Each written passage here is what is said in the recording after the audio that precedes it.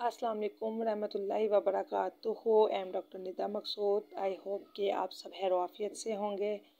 First of all viewers, मेरी आप सबसे रिक्वेस्ट है कि आप मेरी इस वीडियो को लाइक करें, सब्सक्राइब करें, ताकि मेरी आने वाली वीडियोस आप तक जल्द अज जल्द पहुंच सके। जी, तो आज मैं आपको बताती हूँ कि मैं आज आपको किस होम्योपैथिक मेडिसिन के बारे में बताती हूँ कि इसको हम किस बेस पर यूज़ कर सकते हैं। आज की हमारी होम्योपैथिक मेडिसिन है फाइटोलिका।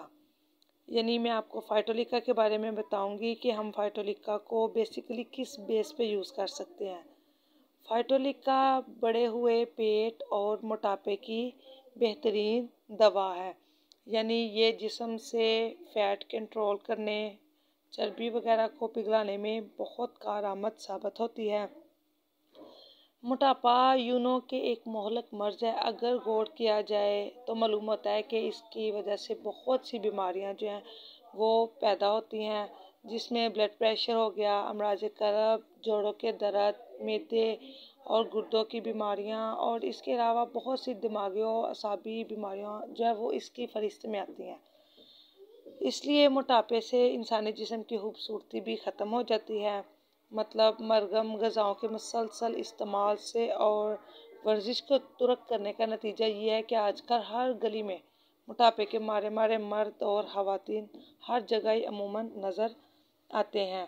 इसलिए आज मैं आपको बताती हूँ कि हम फाइटोलिका से अपने फ़ैट को किस तरह से कंट्रोल कर सकते हैं।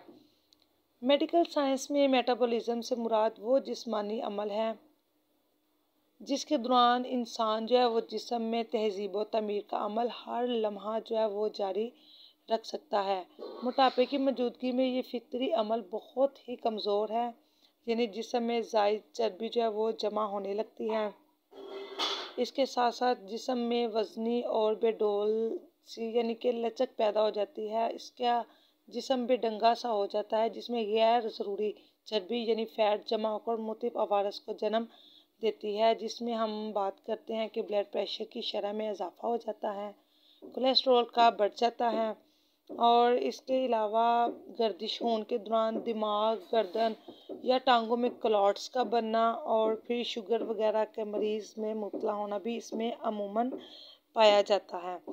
इसके अलावा मैं आपको बताऊं कि होम्योपैथी के मुताले से अगर हम इसकी फाइटोलिका की बात करें तो इसके मुतल्लिका अफराद को मोटापे से काफ़ी हद तक निजात मिल जाती है, क्योंकि इससे भूख भी नॉर्मल हो जाती है। हर वक्त खाने की आदत जिनको होती है उनकी वो आदत भी ख़त्म हो जाती है। सेल्स में मौजूद ज़ायद पानी और चर्बी वगैरह कम होने लगता है, और जिस्म के साथ साथ बिलखसूस पेट और कोहलों की चर्बी को भी कम कर देता है ये फाइटोलिका।